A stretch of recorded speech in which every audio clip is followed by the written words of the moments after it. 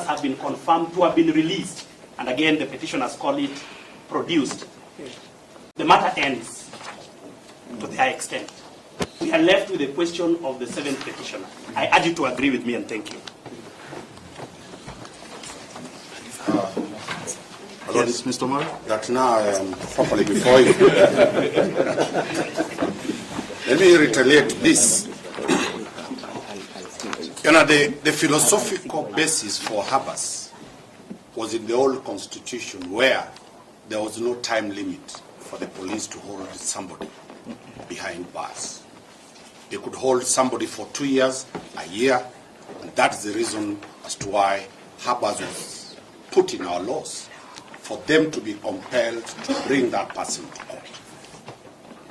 But on 2017, August 2010, the Constitution of Kenya made it very clear that if anybody is held before or in the hands of the police, he must be produced in court within 24 hours. If they produce that person, they produce that person by means of a charge sheet or a miscellaneous application for custodial days. Yes. The matter before this court shall terminate once those people, once the police confirm they do not have any of them in their custody. It moves to a question of investigation. This court, if it extends to look for violations of my good brother Owiti has put it very clearly, then we will not have dealt with the question that the Law Society of Kenya, where I'm a member, where everybody is a member, was to ask the whereabouts. The police have said they are not in their custody. Then that moves to investigations. My Lord, number two, when you look at the constellation of the officers before you, starting from the Inspector General of Police, the DCI, the DPP, I even don't know the role of the DPP in this matter. The CS for Interior, you can't trace the role of the CS, who is a policy provider in this matter. You look at NIS, a faceless animal being brought here. How does NIS, the body that deals with intelligence, becomes a subject matter on abductions? My Lord, I urge you to look at the scope of the petition and look at what is it intended to do and interpret the law based on the what is known as the scope of habeas. It must end if the police, unless somebody has evidence to show that the DCI has the person who has not been released.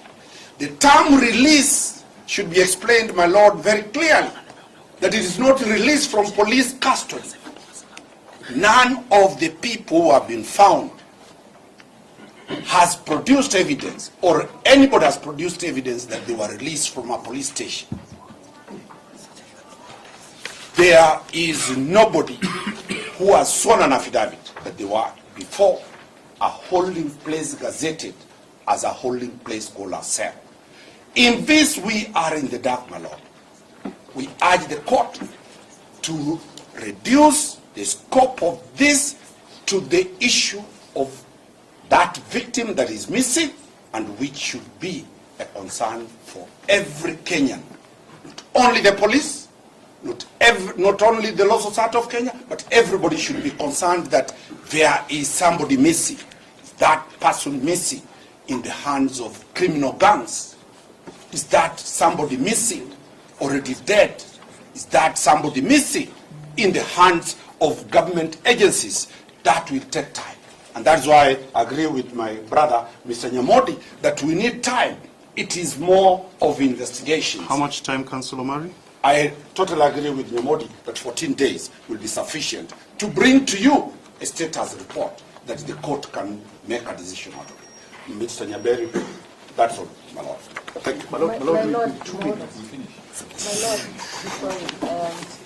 I wanted the court to give us Madam President, just a moment. Just a moment. Let me hear from Mr. Omtata, and then I'll return to you. Oh, sorry. Thande Kuria? Yes, my Lord. Your Lordship, I stand to support the sentiment by Mr. Nyamori, and I'm here on behalf of the 7 respondents. And perhaps I have listened, and my Lord, everybody seated at this bar is interested in justice. I've seen the members of the bar, seen the President of the Law Society of Kenya here, and all of us are here for one thing, for the interest of justice.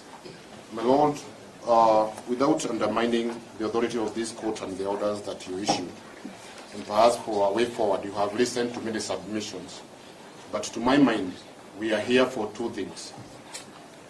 Compliance with order number 3, and that is the appearance of the Inspector General of Police, and also for the hearing of the notice of motion application. Yes. Bearing in mind that, my Lord, there are ex parte orders that have been issued by this honorable court. And my Lord, you have guided us very well in terms of compliance of your orders. And I believe if we were to proceed in a certain way, for example, my Lord, I would pray that before, for example, application of order number 3, that if the court maintains that the Inspector General of Police has to appear, what I beseech the court is that we take directions within either the 7 days, the 14 days that Mr. Nyamori is asking for. We hear the notice of motion application. So that, and my Lord, bearing in mind that the enforcement of rights is under Article 25 of the Constitution on the non-derogable rights. Habeas corpus is one of them. The right to be heard is also non-derogable. My plea to you on behalf of the 7th respondent, and we have filed a reply to that application, my Lord. If you allow limited time within which we can canvass that application, so that you are going to renew a ruling, because this is a court of record. In your ruling, you will make substantive findings on the appearance of the Inspector General and other substantive findings based on that application after hearing each and every respondent in this matter.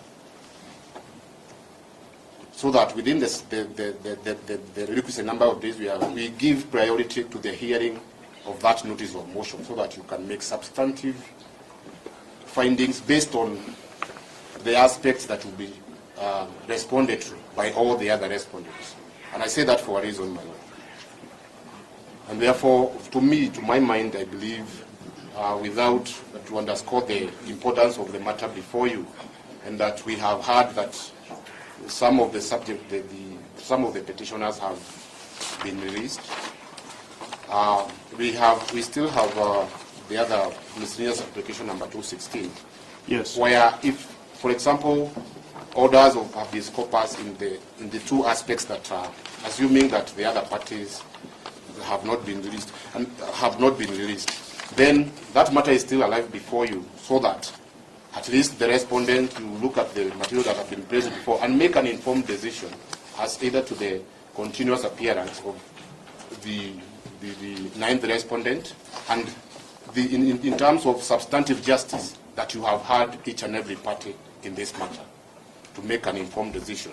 And I say that, my Lord, with tremendous respect, because under Article 245 of the Constitution, the material has been placed before you, my Lord, if you allow just 30 seconds, yes, by the first interested party, the second interested party, in terms of enforced disappearance, and some material that may touch on this matter when we come to hear the main petition. The petitioner has also placed material before you, and which is not denied by the Inspector General of Police, by the affidavit that have been filed, that yes, there are active investigations into that matter. What I foresee, my Lord, is that given the investigative aspect that the National Police Service is playing, and what they have alluded in that affidavit, yes, and the other, especially the if at all what is alleged that the state actors are holding these persons, the first respondent under Section 6 of IPOA, what will happen to those investigations if at all we are to pretend as a court of law, and the dispute ultimately will come to the judiciary for determination? My plea, my lord, that we hear their notice of motion application, tweak your orders to reflect that, yes, if indeed the 9th respondent has to appear, it is after we have had this notice of motion, and then make other substantive orders after hearing all the parties, so that we are also in compliance with Article 25 on the right to be heard. That is what I can be able to state, and I believe within the 14 days that Mr. Nyamodi has stated, we can be able to do that. Just a moment. Mr. Omtata?